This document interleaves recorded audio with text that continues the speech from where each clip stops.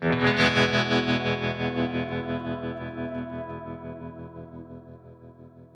like, I don't care, you can give me the best of the best and I'll never fucking drink it, you know? Like, I don't care if it's gold-plated Malort or something, you know? Fucking Malort is disgusting. It's the worst. That shouldn't even be a drink. 18. Those are your people, Warren. What's going on Fuck with that? When I was 18, Vietnam vet guy was drinking. He's like, "Come on, you got to do a shot with me." And I'm okay, I did it, and I learned real quick. I've never had it since. It's like a party trick. It's not even real. Malort's fucking disgusting. There's no way that people isn't like there that. a tradition here? You brought your own liquor, and so maybe you know there's like this German kind of anise-based liqueur, like a Jägermeister. Yep. And what's the other one in the little bottle that you get? It's an aperitif. Yep. It's supposed to help you. Yep. So it's like a licorice base. Yeah. And I'm thinking that's what Malort is in the family of that, right? A digestive. Malort is no. And so it's. They always talk about that it's Swedish. It's not. It's made in Chicago. Number one, Jepson's is out of Chicago, and it's juniper berry is what they use to like do gin. it. So it's like a gin. Yeah. But I believe It's like the concentrate. it's a fermented. It's not a distilled. Don't. So it's like a wine. It's like a liqueur. Yeah, exactly. Huh. But it's made to be a mixer. It's made to add in addition to a lot of other stuff, not just drink Malort it is? straight. Yeah. Oh. What? 1 part battery acid, 2 parts vinegar. I actually Throw it over your had shoulder to disinfect the swimming pool. because I had the same conversation with somebody but he convinced me, the manager of Fuel, he convinced me that Melanie? yeah, and it's like, try this drink, and I was good with it. It's cool. So like you can mix it, you can mask it if you have just a little hint of it. Sure. Cool, but like a shot of it is insane. It's terrible. Are we starting? How's our levels? We already started. Oh, we've already started? Oh shit. Well, we're gonna begin then. There's an official beginning to this. Do you know the theme song? I don't know the Okay, theme song. well, You should have said it. I don't know it either. Learned it. But if we did have a theme song, we would be putting it here. But so we do know that this is the Flat Out Friday Mama You want me to Tried write one real quick? Yeah, do it. podcast. I could come up with something. Yeah, I'm I in. bet you could. Number 31. See? We always begin, before we get to know Bill a little Praise bit, the Lord. Rodenzel. Rodencal, yes. Good job. We have a little bit of housekeeping. Warren, how about this? Forget about Mama Tried or anything like that or what we do. Where's your head at? How you feeling? I'm still a little foggy. From the events? Yeah, well, I dug a little bit of a hole for myself in other businesses. So, when I turn off Mama Tried and Flat Out Friday, and it's not actually turned off. Like I'm straight back into like finding sponsors for Brazil and Sturgis, and so it's not fully turned off, but I want it to be turned off. Yeah. So I'm in this like limbo. So you put your family and your real job on hold, and now you're in the weeds. Yeah, now I'm in the weeds, and I'm trying to climb out of them. And we're doing all right though. Business is good, and my guys have been awesome, and we just take it as it comes and try to juggle more. I guess I don't know. It is what it is. There's light here at the end. No. Yeah, I say so. Yeah. Yeah, I mean it seems like it's always been like the first 4 or 5 years. It was like as soon as it was done, there's nothing, straight nothing for 3-4 months, and now it's like it's all year. So but it's not near as heavy as say like 2 months leading up to the actual event. Sure. Real quick. What is your business? What do you Wasn't do, Warren? Whose dad? It's a sign. It was Terry Vessel's dad. It's Terry Vessel's dad. He's back. He's back. I have a welding and fabrication business that we do a lot of steel work in town for the Iron Horse or the Bel Air cantinas and the fuel cafes. Well, to summarize what you said real quick, we are going to Brazil in 3 weeks. Yeah. You going to Brazil with us? I'm not. No, I'd you like didn't even entertain that idea at all. Well, I'm too busy building the Mama Tried motorcycle exhibit at the Harley-Davidson. Oh, okay. Hold on to that. I'm holding the fort down back here, so. Perfect. Somebody has to. Thank you, Bill. Or shall I call you William? You can call me whatever you want, man. I'm easy. Brazil, and then we're going to go to Sturgis. So you're confirming that. We have a meeting with Jesse and Michael here shortly, and In person, or what are we doing? No, we'll do a Zoom. Okay. And then we'll get with Harley-Davidson, see if they want to support again, and if we can get those two folks on board, then yeah, we're doing it again. Okay. All right. Bill, let me tell you this real quick. Let me tell you a little bit about myself, if I can. Absolutely. I just got a new job starting next semester. I didn't know that. I'm still a teacher. I work for the School to Work program, where it put me in a community space, and then they give me students, and I find them a job within that space.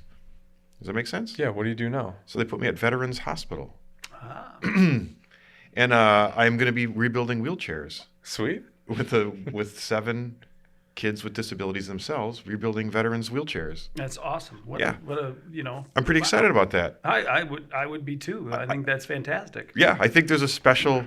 I think I get like free parking and stuff, don't I? Well, You should probably. try to see if you can get on the benefits package. Yeah, half price tickets to things and stuff like that. Are you a veteran? No, I'm not. No. No, but I think am I kind of close? Am I helping out? Am I on the Now. team? Yep. Yeah, I got pretty close to that hospital. So in my former life, my family had a 3-generation Dodge dealer, and a guy who was our bookkeeper for 40 years got in a car accident, Air Force vet, and was never going to walk again, essentially, waist down.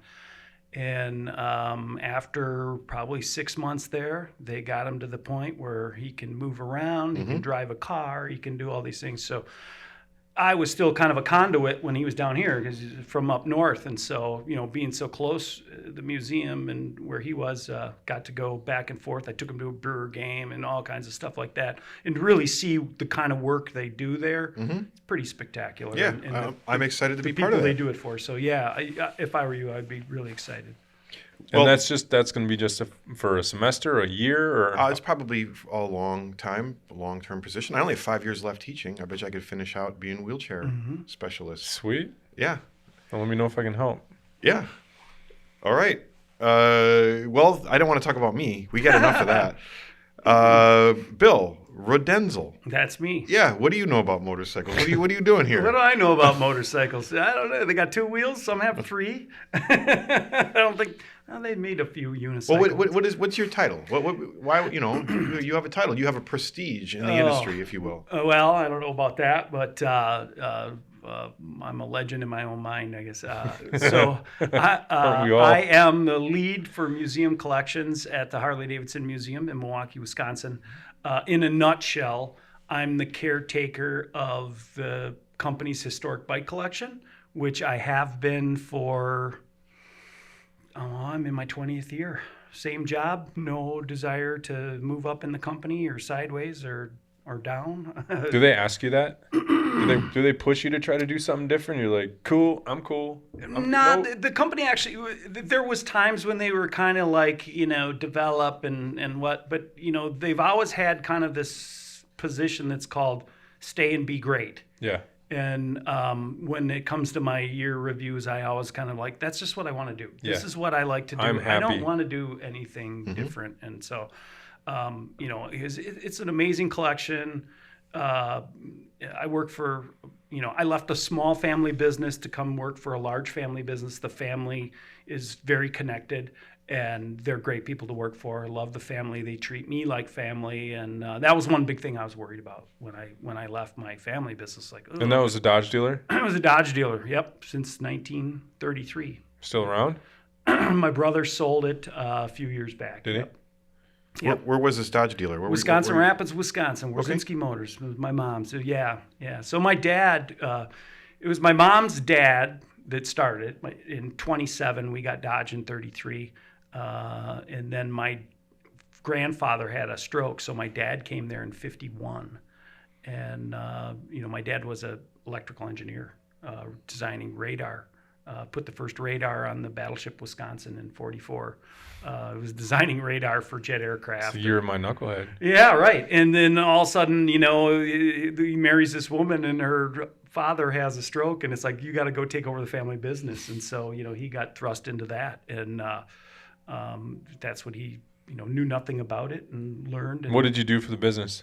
I came after I graduated from college, and my brother was buying out my father at that time, and I worked alongside him. I was vice president, so I did everything. I opened the door in the morning, I made coffee, cleaned the toilets, sold cars, sold parts and service at lunch when everybody went to lunch.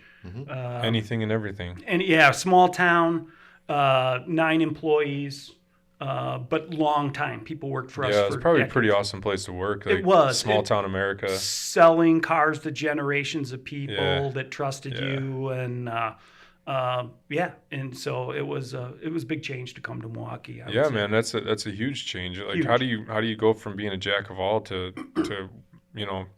taking care of a collection such as the museums? Well, I'm. How are you qualified for that? So That's- there you go. that's That's what I was a good gonna question. say. So what I saw, I had a sideline business. Kind of my side hustle was doing parts and services for antique motorcycles, and people who stored them. I had a whole line of reproduction parts that we manufactured actually over in Germany. And Fokker Aircraft, the company that did all their stuff, when Fokker started going down, they needed work. So we would send them new old stock parts, and they would make us 500 little small runs, and kind of had a good business going there, side hustle. And what was that called? It was called Fat Dog Vintage Salvage. Yep. And I started that in 97-ish, and then in about 2003, I saw an ad in Walnex Classic Cycle Trader, which I still have to this day, that said, wanted motorcycle restorer first shift, Harley-Davidson Motor Company. And I showed it to my wife, and I said, and she debates this, but this is how I remember it, so it has to be right. I said, look at this. And I go, do you think I should send in a resume? She goes, if you don't, I'll divorce you. And and we weren't looking for anything. She ran her family business. I was working at my family business. We were happy kids. Everything was going great. But it was like, here's a shot in your life to do something that how many people ever get to do that? I was like, well, I'll throw my hat in the ring, but I'll never get this job in a million years. Sure. And I did it right after the anniversary. So it was right in the beginning of September. And I finally got hired kind of middle of December. So it was a long process. Well, that's cool. Yeah. I mean, it was And then, I had to go tell my brother, guess what? I'm going to be leaving and taking my wife, and we're going to Milwaukee, and we're going to do this thing. And everybody's like, you're crazy. It'll never happen. When did they build that? When did they build the museum? Or were you doing this prior to the museum? Yeah, they knew the museum was going to come. They hadn't bought the land yet, but they were working at, we're going to find a piece of land. This is going to happen. So they wanted to get the collection kind of in order. Gotcha. So how far in advance were you working on? Were you procuring and how does it work? Well,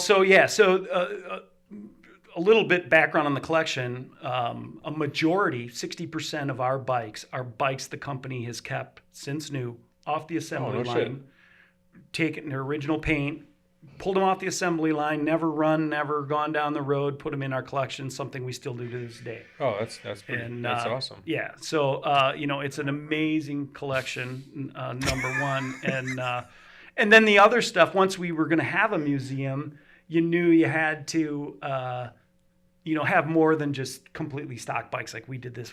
So we had to get bikes with stories, so you could tell stories, because that's what it's about. And so that's became part of my job then too. I grew into finding historic bikes and bikes with great stories to add to the collection to enhance that we can tell stories about there. So yeah. Oh, and how long prior? Like, when did you start? So I started in January 1st of 2004, and we bought the land in 2004, broke ground in 2005, topped off in 2006, and finally opened the museum on July the 12th, 2008. So you had a lot of work to do in 3 years. Yeah, 4 years. Yeah, it was 4 years plus building the museum at the same time. And being involved with all those aspects, like, okay, how's this going to be? How's this furniture going to be?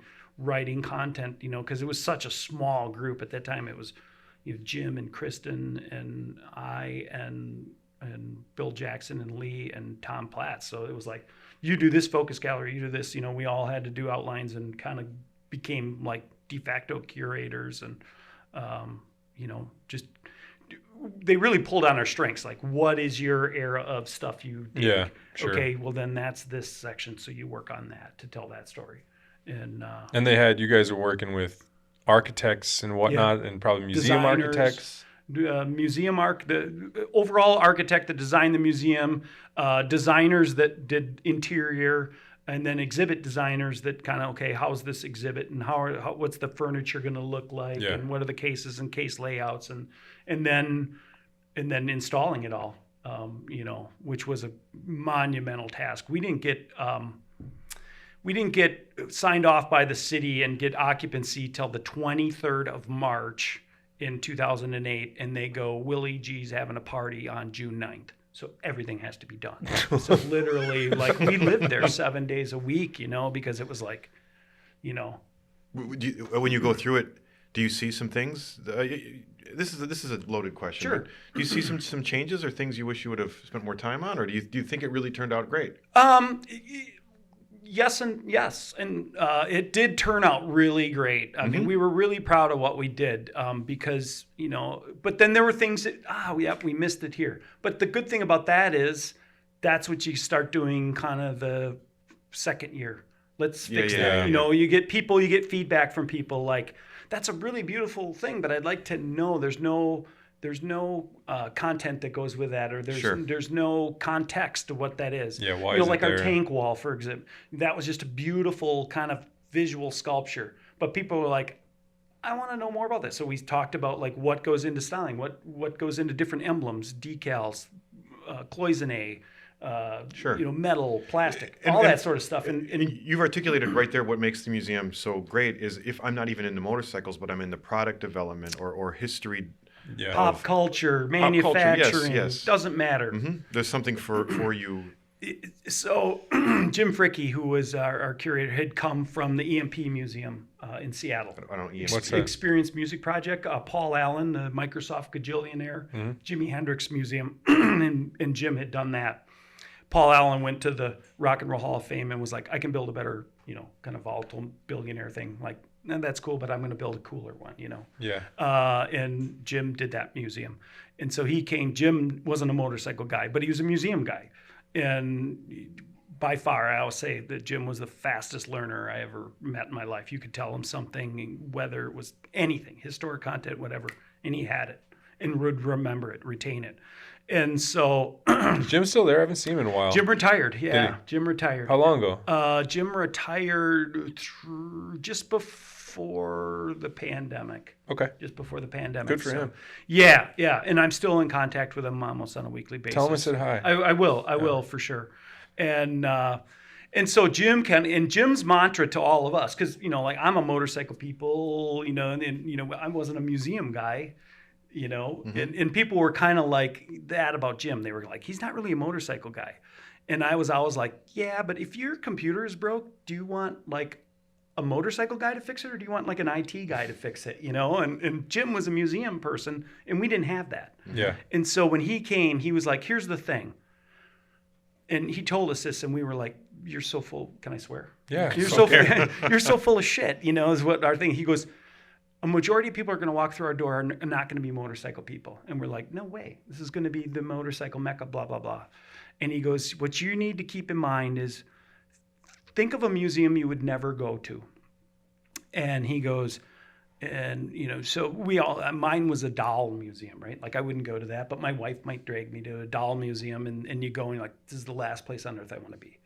But when you go through there, you're like, oh, here's how these different tribes or different cultures use dolls for rituals or for whatever they used them for, and the materials they're made of, whether they're straw or porcelain, and then German dolls, and then Barbie and G.I. Joe. You played with, yeah, I guess I did play with G.I. And by the time you get done, you go to grab your neighbor and you got to go to this doll museum. It's fucking amazing, you know. And that was what Jim said for us to keep in mind for our place. It wasn't like no one cares about bore and stroke and compression and he was so spot on with that because, and people are blown away when I tell them 80% of the people that walk through our front door don't own a motorcycle, have no intention of owning a motorcycle, and don't like them because guys like us come home at 3 a.m. on ours. And so how do you take that person and 2 hours later have them go tell their neighbor, you got to go to this place. I feel like that's the approach we take with Mama Tried and Flat Out Friday, especially Flat Out Friday. Absolutely. Especially the race. Absolutely. Yeah. Have the fun. You know, I don't want to go to a motorcycle race. Yeah. But when they see the kids out there racing and they see the goofball stuff and you mix in guys that can really race, you know, the top class. I mean, like, it's got it all. Mini bikes, everything. Yeah. That's something that no matter what, when you get done with that thing, it's like, you know, you guys don't have to worry Strike about that two. with me. I don't own a cell phone. That's right. You know, this guy doesn't own a cell This is phone. the insurance guy from Sturgis. So thank you. I'm sorry I can't talk right now. I'm in a podcast. Sturgis is going to have to wait. Do you know he doesn't have a cell phone? I don't. Okay. Well, I mean, I you know. Does that shock Oh, you? my lordy. I'm trying to turn it off. I got a new phone. No, now. you I'm trying to can't, turn it off. Siri. I don't want one, and there's nothing you can do. Now, hang on a second. Hang on. Before we tackle your question about, or your situation of not having a cell phone, which, you know, is when you say it, it's really not that radical. But then when I start to think about how that, when the rubber meets the road, of Yeah, not give me having yours cell for a phone, week. of what that means. But hold on to that. Here's what I've learned about you so far already. You come from a long history of a very high IQ. Is that fair? Your IQ is you're in the 115, 120 range. Have you ever I don't taken- know. Never You ever taken did. an IQ test? No. Are you going to make me take one now? Because the way you rattle dates, and your father was an electrical engineer. Yep. And yeah, so Fabricator, built airplanes. My dad, most people, you know, when, when my dad did, they bowled or went fishing or whatever, my dad literally got blueprints, got rolls of aluminum, shipped to the house, and built from scratch aluminum aircraft with aircraft engines in our basement. And I grew up with that. That's what I did, you know, filling rivets with, you know, epoxy after they were set and, you know, just learning how to do that. Your dad did this. Why? He loved airplanes. Okay, and Loved he aircraft. flew experimental. Never had a pilot's license. But did he fly experimental? He was a great pilot. Never had a license. So. Okay. You know, it's like guys that like, you know, ride motorcycles for years Yeah. and never have it. Like, Yeah. so they get pulled over and they're like, you got to push that home kind of thing. Yeah. So where'd you go to college? I went to college at Columbia in Chicago. Mm-hmm. I got a degree in sound engineering. So completely, and I did that for, that was my thing. I built, like my dad, electronics was my thing. I built my own recording console when I was a kid. Backed up bands, had a whole PA, would do that, high school dances. Got a degree in sound engineering. What year is this about? Can you give me a- Graduated in 85. I went to college. I graduated from college in 89. Went to work for Paragon Recording Studios, famous Chicago recording studio, Styx, Michael Jackson, you name it, 40 gold and platinum albums. I was chief engineer there. And at a young age. At a young age, at 20, 21 years old. And you knew music. New music. I've been a music guy my whole life. There's no band I haven't seen.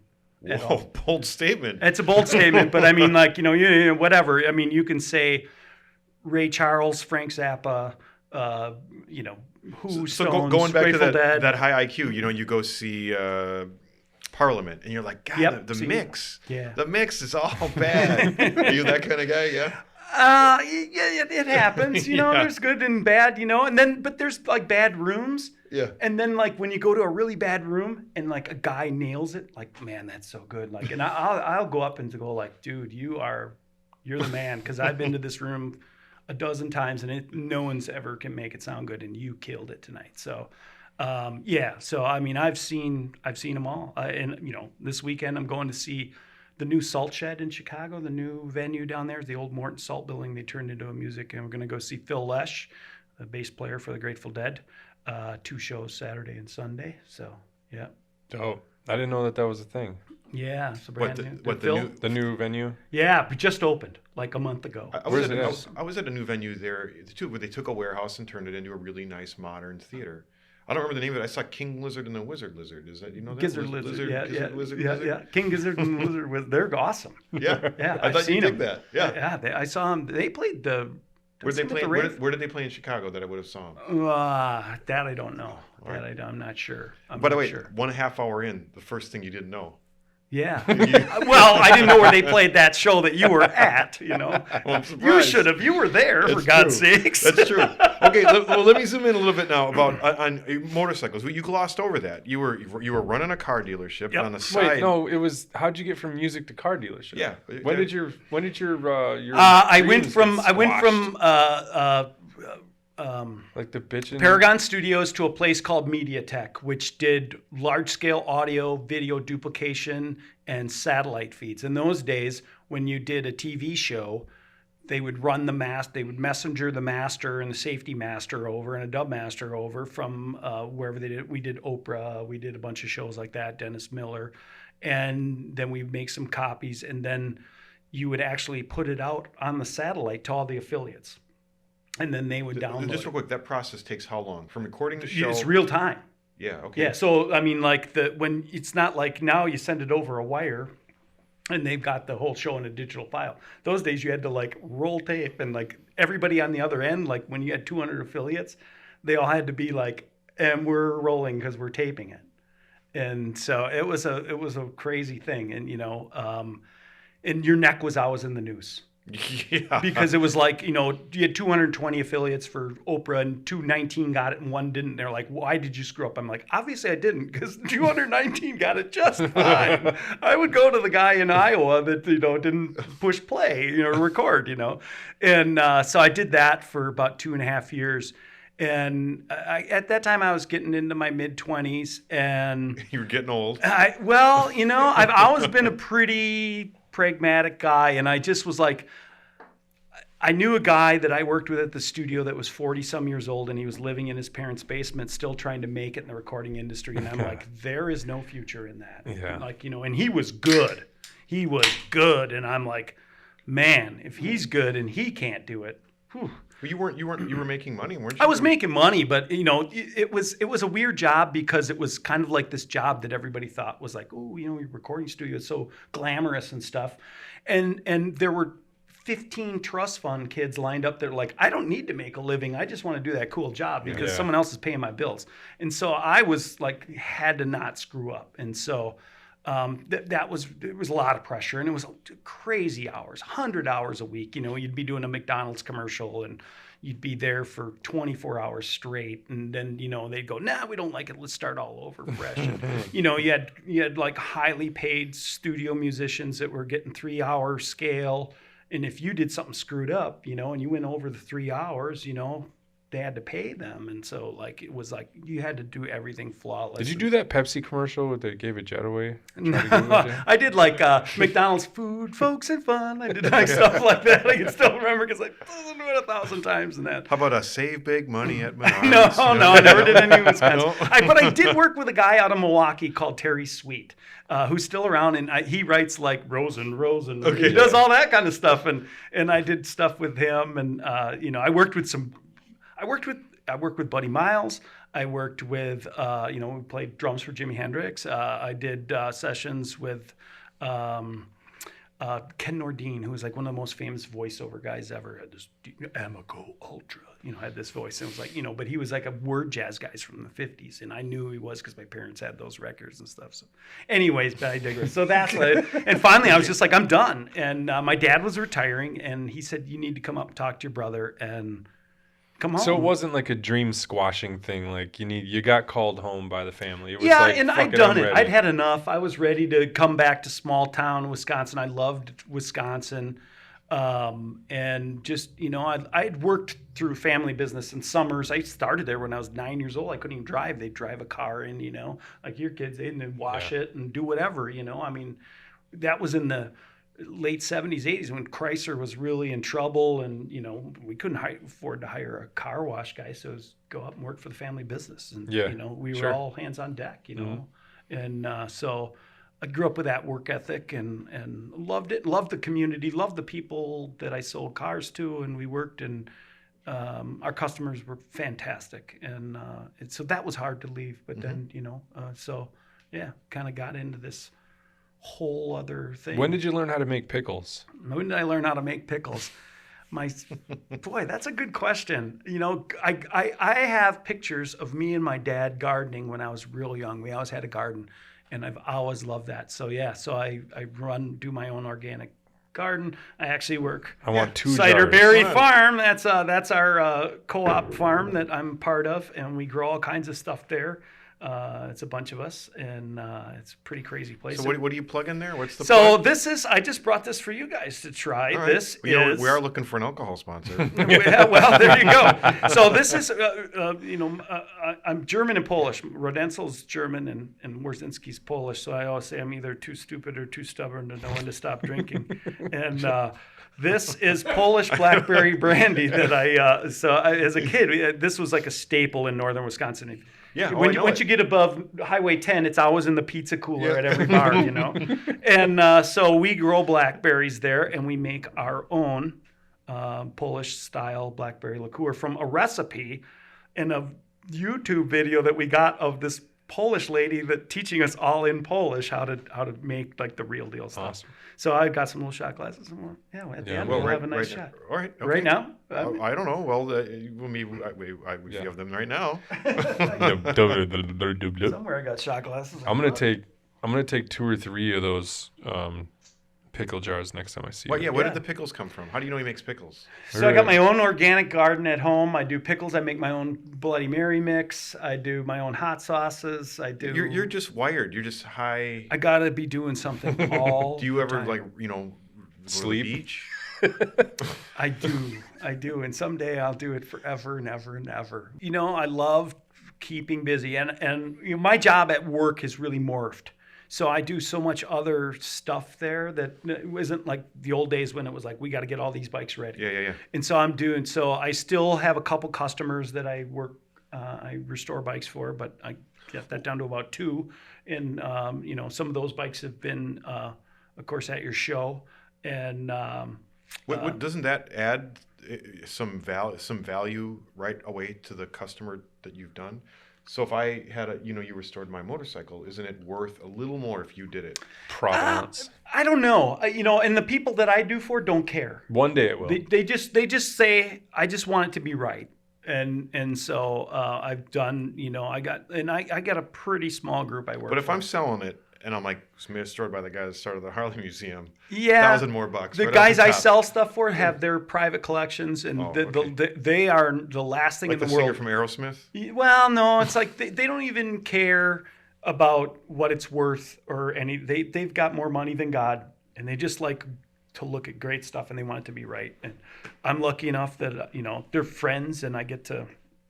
Well, so that's the last thing I have on my checklist. Just real quick, zoom in. Yep. You're running this car business after you were called home, as Warren clarified. Yep. And so how are you restoring motorcycles on the side? How am I doing it? Yeah, where'd the motorcycle thing come in? Yeah. It's been music and family. There's Yeah. no motorcycle. So motorcycle for me, I came into it kind of in a different way than maybe a lot of people, but maybe not so much, So I'm a kid of as you know, my parents are like World War II era, right? So that lets you know I'm the baby. I've got brothers and sisters that are in their 70s, and so I'm a kid, and mistake. I don't know. That word was never used, but there's a possibility. You line everything up. It could have been like a men's night at Bullseye Country Club, and then suddenly here I come along. So, Yeah. anyways, and my parents, God rest their souls, they're both good, so we'll never know. Dead men and women tell no tales.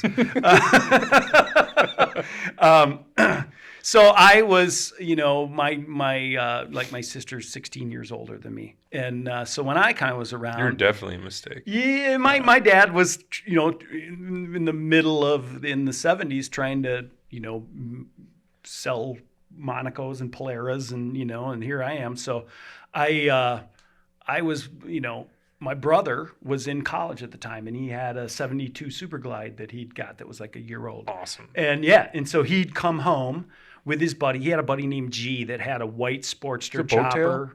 Yeah, he had a black Sparkling America with a metal fender. Got it. And he had his buddy G and all these guys, and they'd come riding in, and I was at that time, 1972 or 3, so I'm 6, 7 years old, and get to sit on these bikes, and at the same time I'm you're riding a Stingray and watching Evel Knievel on Wide World of Sports. And, at that time, the ABC movie of the week was CC and Company with Joe Namath or Little Foss and Big Halsey. And I got a pretty steady diet of that. And then on top of that, you got a brother that's in college at that time. And he's like, comes home and he had to get you a Christmas present. Like, here's Black Sabbath Paranoid. And, so you're like, I'm like getting bombarded with this and like, whatever it is. I don't know what this is, but I like it, And my sister, gave me Help and Endless Summer by the Beach Boys. And so I was just like, and my parents had great records, Nat King Cole and all that kind of stuff. So I always had this, like, I'm going to have a motorcycle. And my dad hated motorcycles because he'd fallen off one when he was going to college after World War II in Madison. And he was like, you're never going to, and well, what Dick has one, he's grown up and do it. So that was always the goal. And where I really got my first like Harley-Davidson thing, people always say, like, cause you knew like the cool kids, like the Lucases had like mini bikes and shit. And we were like, damn, and did you get a chance to ride? Never. Damn no, it was it. never Damn could. And they it. had like the Honda 3-wheelers and they had this big swamp behind their place. And it was just like, you'd go there and it was like, no, you can't. And so it was like the forbidden fruit, And so the cool thing was my parents were huge, as the mistake story goes, Bullseye Country Club, were huge golfers.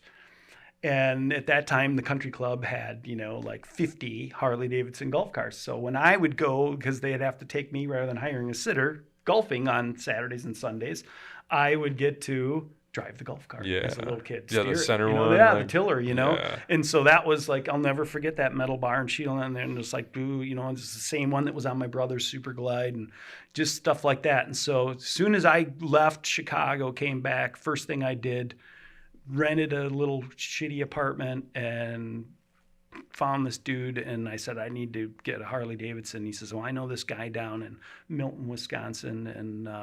And so I went down there and met with this dude and put it in my truck, and that was it. And it was? 79 Sportster, 79 XL, yeah. Sweet. So I took it completely, redid the whole thing. I'd done cars by then. I had a 68 Dodge Charger that we sold new to the lady down the street, and I bought it from her. So, I'd done cars, I'd done boats, I'd done all kinds of shit. I could do that. And so, like, bikes were, like, finally. And then once I did, then it was like, I got to have an old one, because there's something visually and timeless about it. And so that's when I got into the old, and then it was like, you're in the ether and it's too late, and At that time, how are you finding parts and how are you restoring things? Well, you were at Davenport, you were at Farmington swap meet, going to all the swap meets, the little swap meets in those days, like there were still like all the little tiny, like Plover and all these little towns had some kind of thing going on. I remember coming down to see the Grateful Dead down in Milwaukee, and like John Parham used to run those funky swap meets, and it was like the Dead were at like the arena and he had a swap meet. So we're doing that. So the Dead are a little bit of a theme here already. Yeah, too bad. Yeah. Scott's not here. He was. Yeah, I got to see what I consider the Grateful Dead with Jerry. Over 125 times. Yeah. In Rapid City. No. I was in City, Chicago, Wisconsin. but then I would, spring break or wherever it would be, I would go, and whenever I was smarter than the average bear. A lot of people would sell drugs and get busted and spend 7 years in jail. I was selling mixed drinks. Especially in the summer tours, it was super hot. Everybody was selling beer. I was like the only mixed drink guy. You had ice? And we'd have ice. I'd have all this stuff. I could make anything, and I just bartended and rocked it. And my wife, girlfriend at the time, would stand on the roof and watch out for whenever security came, and we could fold it all up, and we would just, we would go. How much was a mixed drink? Captain and Coke? At that time, it was $5. And you're talking about, 1993, 94, 95. It was a lot of money. But, in that time, you could buy like 2 really good beers, 2 for $5. But there were a lot of people that didn't drink beer. Yeah. And so I'll make you a good one. And had tumblers and So anyways, but that's how I got around and made money. That's pretty cool. Yeah, so that paid for have you ever talked with Scott about that? Because he was on the road with the Dead for quite a few years. I'm sure his thing was selling soda. No, soda, beer, and water. And, yeah. Everybody. Did you ever go with him? No, this is before my time. Yeah. This is... Yeah. We're gonna have to. I guess I never really. I didn't know sat the Dead down. were such an influence on my peers. Yeah. It was. Took me a little bit for it to click, but once it did, it was like I'm all in. I still am 100%. Are you going this weekend? Yeah, Two Phil's shows? 83. You going to 2 shows? Yeah. Like, Going to be 83 next week. So, how many times are you going to get to see him? And Phil's my guy, So I don't go see Dead and Company. That's not my thing. I'm not a John Mayer guy. Tempos are a little too slow in there. Okay. Anyways, appreciate. you were talking about. I appreciate your understanding of music. That resonates with me. Yeah. So, but yeah, and I know you're a punk rocker. Well, sure, yeah, hardcore if we're splitting hairs. Well, okay, so yeah, so I've seen. So I saw here. How about this show? And I don't have the ticket stub because it was like a movie theater ticket they sold you, but it was in this venue got switched. I was out in San Diego, and it was Labor Day weekend of 1980. Had to be 5. When did Kira leave? A Black Flag. Oh, the woman. Yeah. I thought that she was in that till like 87 or something. No. Years. So the last show she did, I think it was 85. So Okay. the show was Black Flag, Tom Tricoli's Dog, SWA, and the Minutemen. Okay. All on one venue. It was I saw big Dead show? Kennedys. No, there was in a tiny little. It was supposed to be in a big roller skating rink, and they had to move it to like upstairs of a VFW. It was that small. It was crazy. But yeah, I saw Black Flag, saw Circle Jerk, saw. But why were you in? Because you were with the recording industry at that time. No, I just was high school. I love punk rock. And you flew to San Diego. I was actually out there recording with a friend that I had met, and he. When you lived say in San recording, Diego. I mean you were Playing playing. guitar in a little studio thing. Just What is your instrument of choice? Guitar is my hard, and I play steel, and then I can fake drums. You play in bands still? I don't really. Yeah, so that's much bullshit. anymore, I saw you at Kochanski's. Oh, that's right. That's right. I forgot about that. I forgot about that. So and that was. I love polka, so Yeah. I'll play polka music. I'll do whatever. I'm super easy. I like. What I really like to hear you say, when people say they like music, but they're like, but I hate country, or but I love hate country. polka. I love But my point is, you love music, and the same thing with people with motorcycles. I love motorcycles, but I don't like the Japanese stuff. Yeah. Then do you really love motorcycles? Exactly. Right. I tell people, they go, well, I don't have a Harley. I'm like, are you riding a motorcycle? And they go, yeah. And I go, then that's all that matters. Yeah, right? exactly. We're all in this because we love riding, the feeling of riding a motorcycle. It doesn't have to be one or the other. Nothing this better. Is better. This, right. I've ridden all kinds of crazy stuff that's like, this is amazing. you Sure. know? I mean, this is a fabulous machine. What's not to like? Yeah, fast, They slow, don't like the name on big, the side, small. whatever, Yeah, it's thinking small for sure. Yeah, and that's why I love Mama Tried so much, and I try and explain to people. It's like, it's not just choppers. It's not just race bikes. It's everything. It's like, here's this crazy maniacal guy that took a Honda Z50 and did something crazy with it, and I love that. That's what I love about that show. And I did have a little beef with my curator because I was like, so how are you going to sell this to our leadership? Because this show, to really do it right, you got to have all the shit that's there, because that's what makes this show so special and unique. It's not a big bagger show. It's a run what you brung kind of. Yeah, that's the spirit of motorcycling, right? It is. It is. If you pan back or pull out, it's the same idea as what the museum is. And, like. And everybody's there because they love them too. Yeah. So you get to meet people that are into different stuff, and not just like I'm a chopper guy and stuff. And so it's. That's, well, I think also everything or art, or even when I go out to eat for a fancy dinner, I think there should be some rub or some resistance that makes you go, I never thought that acorns would go well with bread, and same with music. I didn't. Music today is just exponentially growing in all directions, and I can't even possibly soak it in. But so is chopper development. Yeah. Right. Yeah, I'd say so. Especially in our little world or microcosm that we've created, I think. We're trying to open minds, and I came from being a closed-minded kid. We grow and we change, and we want to. If you don't want to keep growing and moving forward and learning new things, you might as well just sit in your rocking chair now.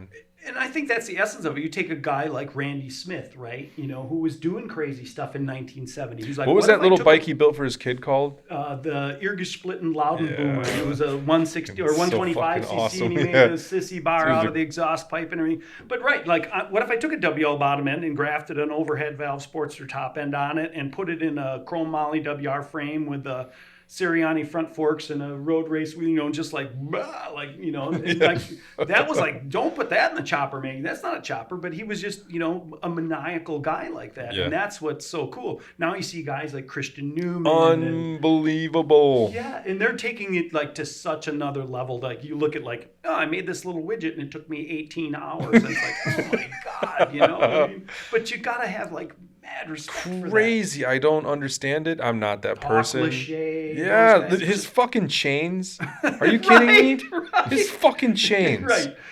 And you know, I always take that to like when you go see like I always say Greg Koch, you know, like people don't realize like we have maybe the best guitar player in the world right here in Milwaukee, and like yes, you know, he plays Shane Call or whatever, and you go see him and he's like the guy you want to go home and, you know, fire up the table song and just go run your guitar through it because you're like, why am I bothering, you know?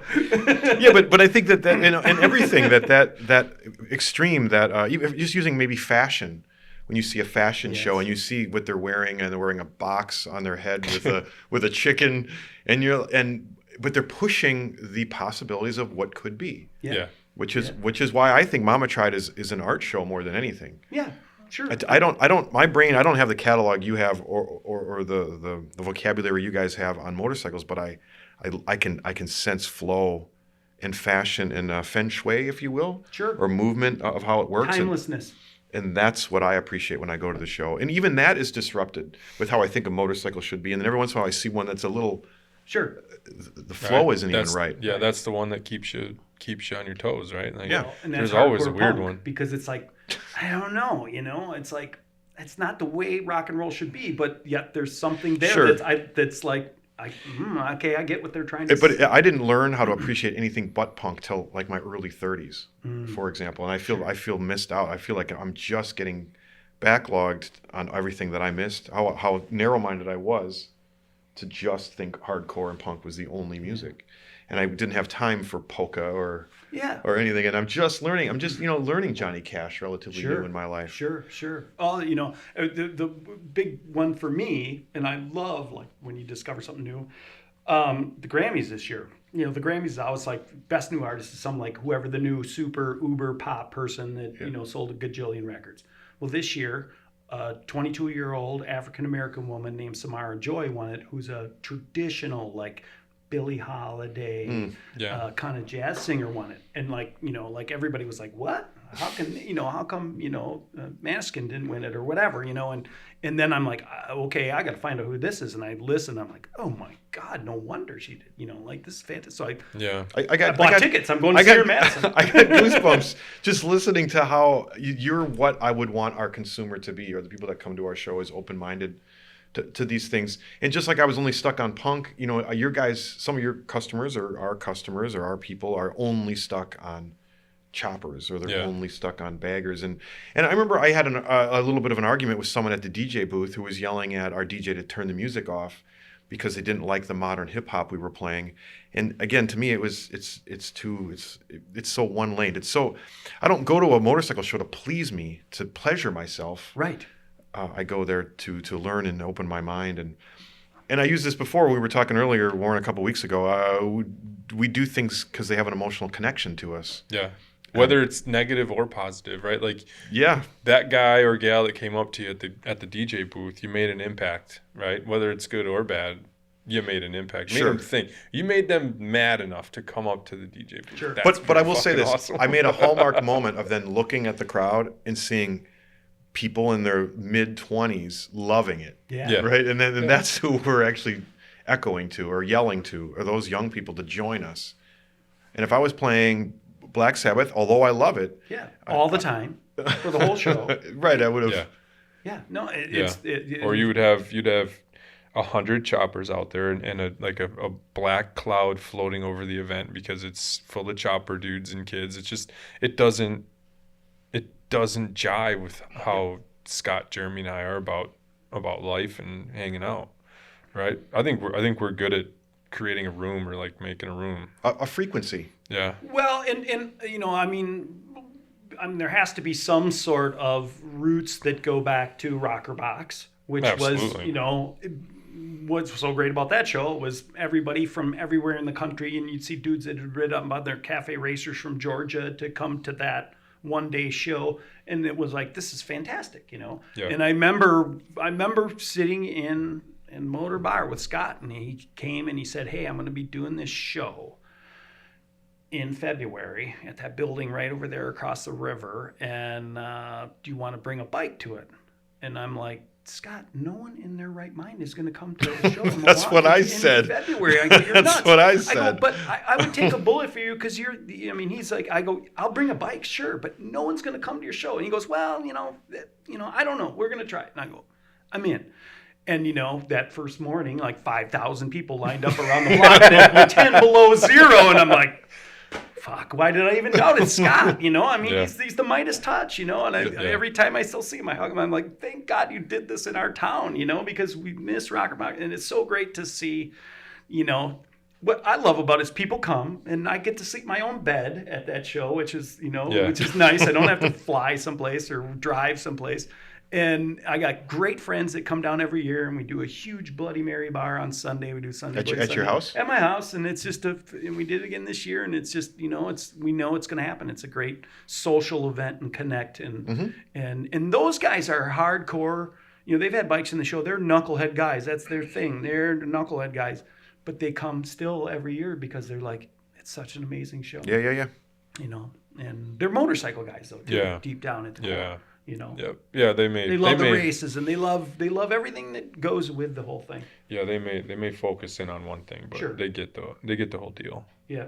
Yep. Absolutely. Well, two things. How are we doing on time? 53. Okay. Can we try your fancy paint thinner? Absolutely. What is the what are we doing, a Polish or a German We'll salute? do Polish. So in Polish, to health is na zdrowie is what people all say, Nostrovia or whatever, but in Polish it's actually Zdrowie. Zdrowie. Nazdrowie. Nastroje. Yep. Yeah. Nazdrowie. I'm trying to go totally fresh-minded on this. So- Okay. So like even this part though, I think changes. I need to know the exact clicking because I was not raised to put my shot glass back on the table. Yes. You touch it back? So technically what you do is you touch everybody's. Okay. All right. And, Nazdrowie, and then down Nazdrowie. and bumps. Why do you put it back? Yeah. Why? That's. Bumps. I don't know. So it shakes off the bad luck. Got it. That's really good. Yeah. I'm gonna even call that maybe even a little complex. I don't know about that, but Meaning it's no, but it's not. I was expecting a sugar sweet, but it's got a bitterness to it, which Yeah. makes the sweet better. and the sugar is obviously the catalyst to get everything to the alcohol to do it. Hopefully this is. I'll be fine. Don't treat you bad like I'll be fine. only tequila doesn't.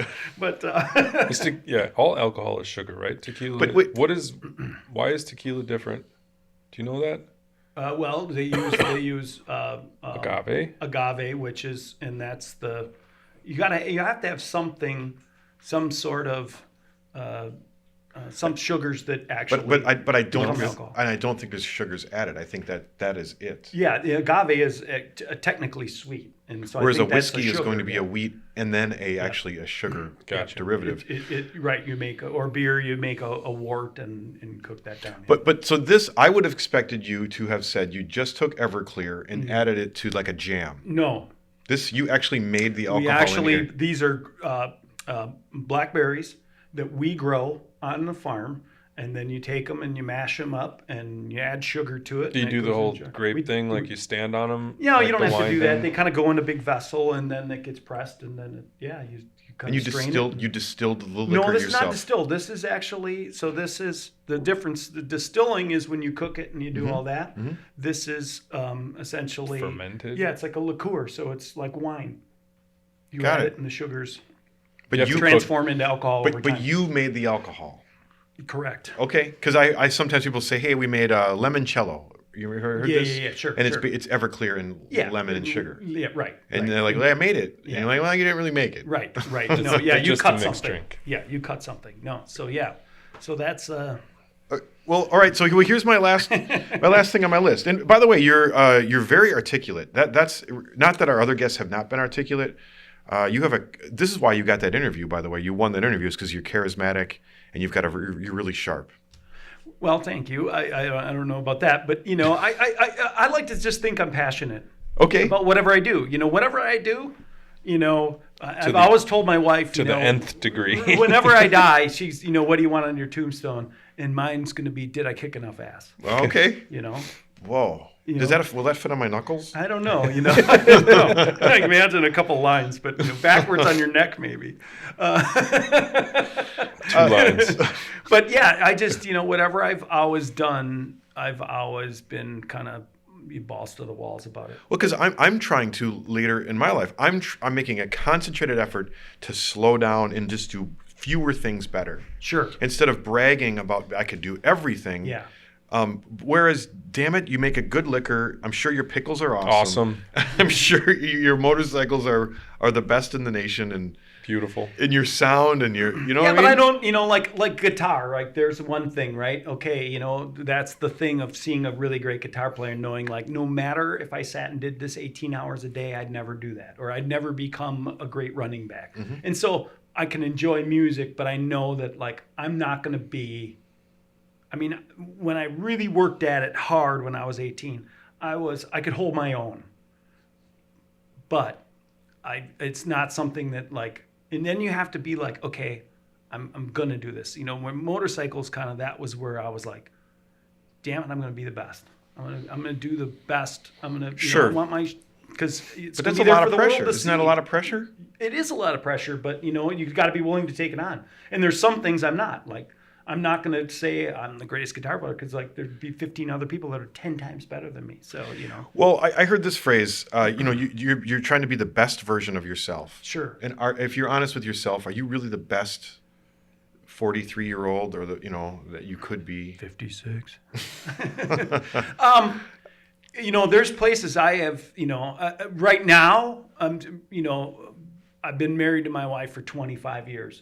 Have I been the greatest dad to my kids? There's stuff I'd like to do over. There's things. So I'm really trying to, in this last thing, be a really great partner to my wife. That's where my mind has gone. And I want to be,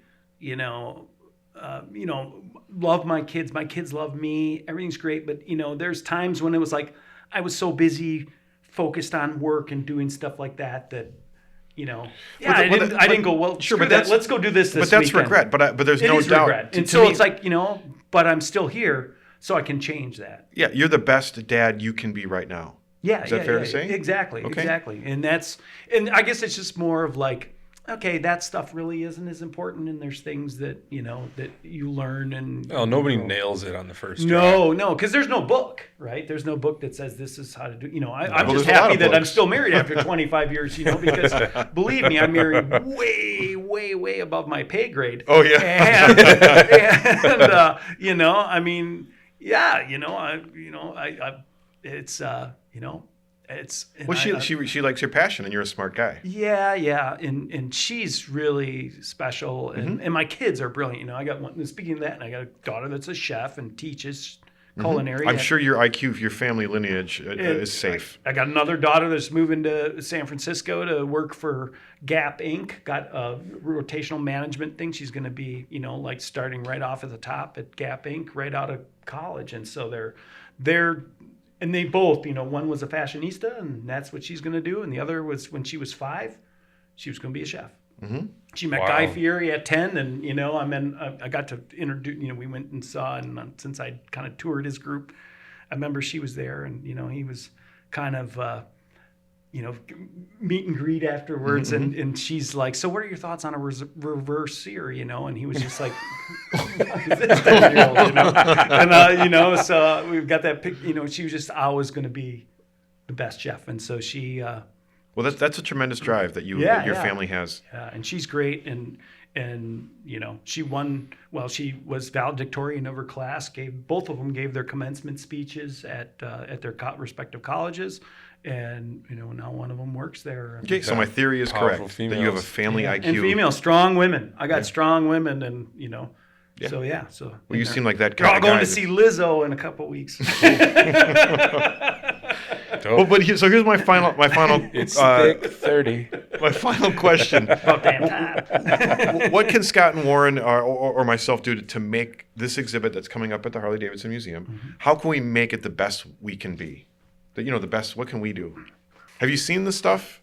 How are we doing here? Yeah. I see it hasn't even been looked through yet. So I had a really interesting conversation with David, who's the curator for it today, and he was there, and he was kind of like, wow, this is really, really been interesting. And I go, oh, you're figuring that out, huh?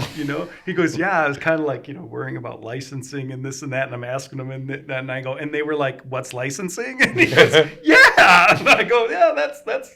I go, but don't worry about it. It's all good. Well, it's why would licensing be a problem? Photography. So you have all kinds of different photographers that take pictures. I don't know if they own the photography, if you paid them, are their releases signed, all those sorts of things we have to worry about in a museum. Well, we can help you with that. I'm sure. It's okay, because you asked, and so you asked. My question was, what can we do? Right. Help with licensing. Exactly. All that sort of thing. Just at least clear that up and make sure that whoever's going to be in there, and if we use their image, they're not going to come and sue us. They wouldn't sue you. They tell you to take it down. Well, right. Okay. That's not always an easy thing. No, it's not. A big hole we don't that's want all that. that kind of fun stuff that people don't realize that goes into the museum world. Like there's this Hollywood film, if you come to the museum, in that gallery where it's now done. But at the time, it was all these great clips from motorcycle movies. And our original cut was probably 5 or 7 minutes. It was really long. And then you start going out to all these old Roger Corman and these be like, can we license this from you? And they're like, no. No. And so you start getting rid of Arnold Schwarzenegger and all kind of classic stuff that people wanted to see. And, you still make a great film, but boy, that first one was really great. Yeah, sure. Okay, so I know that this is a longer answer, and I'm hoping this is a longer answer. One is you need help with licensing and photos. Sure. What else? What other kinds of things? If you close your eyes and you think of the Mama Tried Museum. It's still kind of like a little... What? Unbelievable that it's happening. No, it is unbelievable. Yeah, but it shouldn't be, because you guys think of all the time and effort and work you've put into this show, and what it's become. It's all it is I think recognition for all those times when you're like, why am I doing this? Well, I don't think anybody's looking for a hand job, which is the first thing that comes. I would love a hand job, Jeremy. But the point is, I want to do the best. I want to be the best museum curator I can be. Sure. And this isn't in my skill set. There's no book on how to musium There is. There's actually, you can go to school for it. Sure. Okay. Exactly. There is. But right. So I guess it's just really be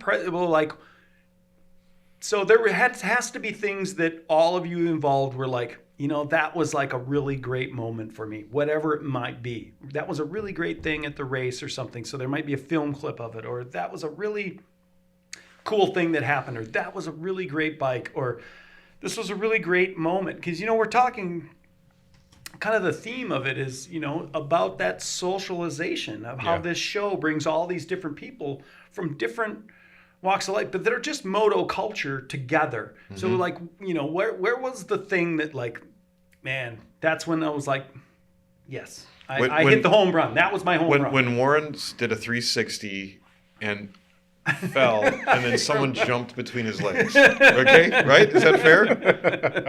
But what makes that moment so great? And I'm not taking it because this is still your question. The spotlight's still on you. But I just got to say that I'm sharing this with Warren. When I heard the crowd response to that, whoa, people are listening to a race, right? I've been to hundreds of races at that point in my life, and there's not a dialogue between the crowd and the and the race. And there was a dialogue when the crowd was like, what? when someone jumped your gas tank and then hit the wall between your legs. And there's things that probably weren't so good that you're like, oh, you know. And I mean, you know, we have examples of those in the museum. Like, here's this thing that really wasn't a success for Harley. You have to talk about the A failures. snowmobile or something? I don't know what. Well, no, like, you know, the Nova project is a bike that never happened, but, you know, a lot of people don't know about it. But you're like, here's, you know.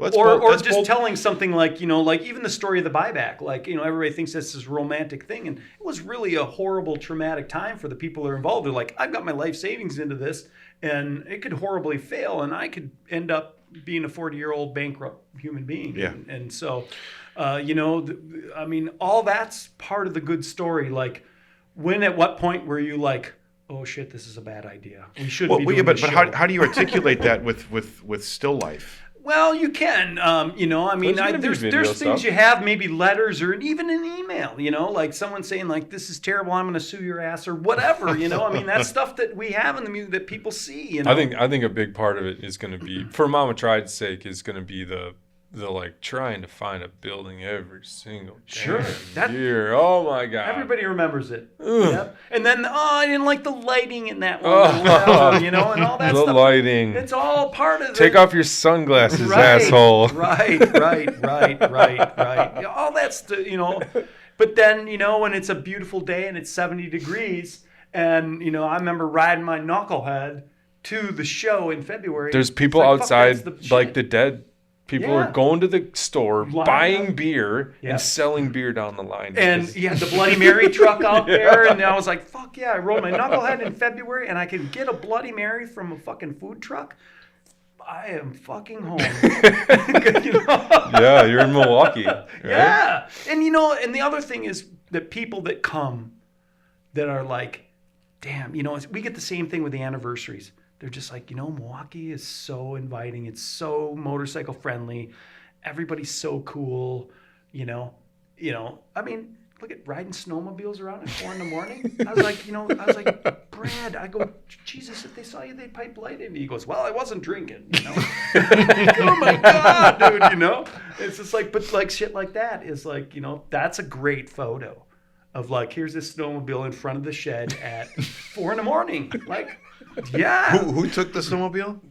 Brad. Gregory. Yeah. Oh, No, Brad, Brad. from the Dakotas. That was The guy that always has his shirt off? Yeah. He should have took his shirt off. That one. Damn it. He's always on McKinley. That for like the first or second one he was out there. Every time I see it, like, Brad, we got to carry this motorcycle down the stairs. Take your shirt off. I got a great one. I got one of my number plates, I remember, and you put the wrong year on my bike or whatever. And Willie was walking by, and Willie saw it, and he's like, "Oh, that's the wrong one." So he grabbed it, and Willie always has a marker because he's always signing autographs. Yeah. And he like scratches it out Awesome. and writes the right year and sticks it back in there. I still have that one. Michael Davidson's like, "Check that out." I love it. Oh, that's fucking Yeah, that's bitchin'. perfect. That's what, and like owning up to that kind of shit and just not being afraid of it is really important to us. Yeah. It's just like, Yeah. Right. we're not perfect. Fucking scratch it out. Willie doesn't give a shit. You know, they're not going to yell at me. You know. No. No. Anybody that wants to wants to correct is fine. I just don't mess with anything. Help with licensing. Find great memories. One more. What else? How can we? What Can I can put? Warren? I gotta talk to David and see if I can put the Polaris in the exhibit now that it's famous with Brad Gregory. Is Brad Gregory famous? I don't know. In this little world he is. He's There's huge certain in this things, you know, world. the Porta-John should be in there for God's Okay. sake. Oh, It's hell yeah. It's non-denominational, right? It's sitting not right like out it's a there. Yamaha or anything, you know. It's sitting right out there waiting for it. But it should, you know. I just remember that making like the Daily Mail in like the UK, like running around the roundabout at Iron Did it Horse. really? Fuck yeah, you know. It made the Daily Mail? That stuff's like ridiculous. Like that was. Yeah. All right. So I think the key is what people don't realize about, you know, like I said about our museum where we're different is about the connections and the stories. Because when you have these people that aren't motorcycle people, right, at all, but they come to the show and some dude's on a jet ski running around at the races, they go, I don't know what that is, but that's fucking entertaining, right? Yeah. And so that's the stuff. Or like there's a Porta-John or whatever it may be. And those are the things that someone that comes to our museum from Ottumwa, Iowa, or whatever, they go, I don't know what Mama Tried is. Yeah. They don't know. They don't know. They look at a chopper. They look at whatever. It's Speaking of that, we need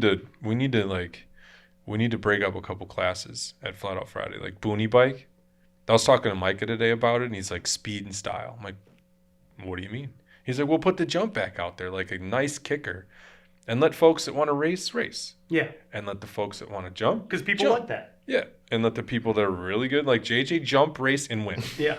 Exactly. And then there's like a panel of judges. You get voted. Okay. So you don't get first. You can win the race, but if you just race. Sure. You got to get style points, Yeah. too. Yeah. Like a monster truck. Can I be the Russian judge? I want to be the Russian judge. Sounds good. Sounds good. I just saw, totally off topic, but I just watched History of the World Part 2, the new Mel Brooks one, No. Part 1, Well, now it's like he redid it and he's got all these. Recently? Yeah, it just came out like yesterday. But it's like half-hour episodes, and there was this ridiculously hilarious one called Hitler on Ice, and then it was like at the Olympics, and he falls and stuff, and then you guys to go and get the numbers from the judge, and and Hitler was upset. The German judge gives him a... Yeah, so like Eva Braun pulls the Luger out of her purse, like it looks like they're off to the bunker to off themselves. It was like so crazy, but like, Mel Brooks, whatever, 95 Yeah. years old, He's he still still alive? got it. Yeah, he did it. He's hilarious. He's gonna like, be I like took the money, 110. I'm doing it, and we're doing part 2. But it's like, Zach Galvanigan and all these crazy, funny people, and it was just the most ridiculous thing. Well, so let me. I don't know if I'm doing these things to make this museum. Are you doing enough, Warren? Like, what do we physically should be doing? Waiting for you to call us? It's in David's hands. It's in David's. It's Oh, out it's of not in my your hands? hands. Well, what are you doing when it's we're out out of my town? hands. When we're All in I gotta Brazil, do what is do you- I'm tearing the old one down and building the new one. What's the out, old? The old one is the bilingual. Me Poppy, yeah. That's- Me Poppy. That's still there. No, that's on the bridge. So that just opened. That'll be up for. Oh, that'll another still year be or so. there, yeah. Oh, yeah, that'll Yeah, still yeah. be there. So We're down on the main floor where the. you're on the right. So where Custom Culture was. So where King Kong, the Booze Fighters bike, Elvis, all those are coming off. Display. Cancel Elvis. You want Elvis? Cancel it. No, Here comes hey. Mama Tried. So it's big, I mean, but you have to think about that. There's a lot of key motorcycles that people travel to see that we're going to be taking off. No, that's a lot of pressure, man. It is a lot of pressure because we've been even trying to figure out like, are there certain things? So that now we they're can- coming to see the Porta-John? Hopefully. I can just see a bold statement. Now, I hope this isn't the case, but come September, when you're looking at your attendance numbers, you're not like, ugh. Bill, I need you to go back on that podcast and tell them. Well, I think the key is that I'm excited for is that we'll be up and running with this by the time our anniversary, because our anniversary is that's- earlier this year. It's I in know July, that's a lot of pressure. Yeah, that's like, in that week, technically, traditionally, we do 25 to 29,000 people in 4 days through that museum. That's big. That's a big. No, well, you don't have to tell me the pressure. I feel it. I just want to make sure I'm doing the best. But let's talk about a positive. What we should do is get your personal phone number, so anybody has Yeah. a problem with Yeah. it, they No, can I'm call serious. you up specifically. Yeah, And I call will be there. Jeremy. They can It's stay the all fuck your out of my fault, world. because you're the one that let us all down. I will be there. I will be there with a sandwich board if attendance dips. But on a positive, can I just have a little bit of romance here? Can Scott and Warren and I get a fancy suit and come there? Is there an opening night? And what, like be like costume interpreters? And no, I get really drunk Back and when I rode choppers. we can get drunk and spill out of a limousine like Motley Crue. Can we do that? Yeah, there's gonna be no opening that I know of. Well, we can make it. We just do it we'll without have an telling opening you. Weekend. Yeah, well, sure, you can do Punk whatever rock. you want as long as you pay $22. Yeah, we'll pay and get that in the movie when I have $21 and a nice watch. and I'm borrowing the last buck. No, I it's kind of like, I'll leave you this piece of wisdom. You're worried, you don't want it to be bad, right?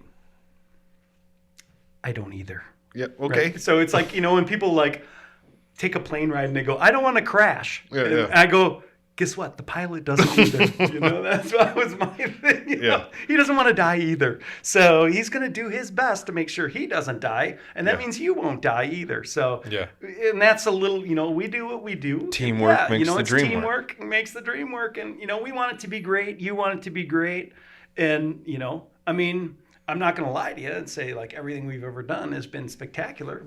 You know, there's things that you've done, and then there's things that you do that you're like, this is going to be the worst, and they turn out really great. Sure. So you really never know. You know, it's just like I was with this theme of like I want to be the best version of myself. My point is, as long as I've done all that I can do, and we go there, and it is what it is, I'm fine with that. Sure. As long as I've done everything I can do, I just don't want to go there, and then you whisper in my ear, you know what you should have done is.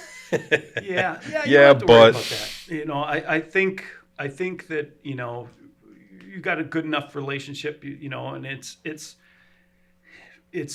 kind of out of your hands. So I guess the best I can do is like, okay, what was really amazing to you, or someone came up to you and go, this was like the greatest thing that happened.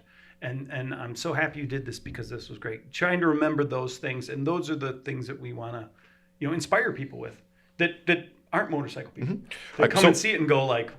I'm going to take number 2, and I'm going to write down some great things, and then see what I can do to help facilitate that in part of the museum. What are some great memories? If you really boil it down, your 5 great memories of why you do Mama Tried. Sure. Of all the weekends you've had doing it, and to try to articulate that to someone else. The hard part is going to be making them PC from my end.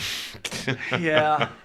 You know, I always I remember coming back, you know, so, you know, I was looking forward to the goodie box, you know, when it was built. I think I've had bikes in every but 2 of yours, you know, and it's funny. So then I did my first Born Free, you know, and I mean, they give you like Von Zipper sunglasses and, you know, one-off Vans and everything. And I was like, you know, Warren, you give us like one-hitters and Trojans and Astroglide, you know. I just always say, you know, there's just the difference of, you know, they're both great, but they're both different, you know. Yeah. When people talk about our museum, they're like, oh, well, you know, which museum's better than other motor? I'm like, I love all motors. I love National Motorcycle. I love Wheels Through Time. I love ours. I love Barber, but we're all completely different. Yeah. But yet it's like, you know, I love this. I love that. I love motorcycles. So it's okay, you know, and ours is just, it's different than the rest. You know, I don't think there's anything better. It's just different. I was looking through the social media of the major shows and major players in the game. You know, I don't even want to mention them, but all I was looking was Mama Tried and Flat Out Friday articulating who we are and what we want to do properly. When you look at the whole story of Instagram, right? When you look at all the photos that come through, and I'm proud that it does articulate what we're trying to do when compared to our, not competitors, but other shows. Yeah. And they're different. And they're different, and they are doing their different great as well. I just want to make sure that we're standing apart and true to what we are believe in. Yeah. And then it speaks to what you are as a show. And I think that's important stuff about it. And I think you'll see that with the artists and the posters and, you know, whatever, just the coasters, you know, like stuff like that. It's like, you know, there's a lot of people that put a lot of time in and have a lot of pride in. Sure, I'm glad you know, appreciate that. Like Zach, you know, like that, and people that have done stuff that, you know, they toiled over that one little thing. And so, and it's, you know, it's part of the whole thing, art and visual, you know, not only motorcycles, but everything that's there. You're bringing it full circle. You're sounding like you're concluding. Yeah. Sure. Why not? We're doing good. We're doing good. Oh, we're way over. Okay, way over. We got too much. Go home. Well, we say this in the past, but bold statement. There should be a part 2. Yeah, I agree. Of post show when you're unemployed. All right. Well, we're clapping it up for you, Bill. Thank you. Thank you. It's my pleasure. Thanks for having me. Good job, Bill. Natural. Thank you. Thanks for the booze. Yeah, absolutely. Keep the glass shot glass. Oh, thanks.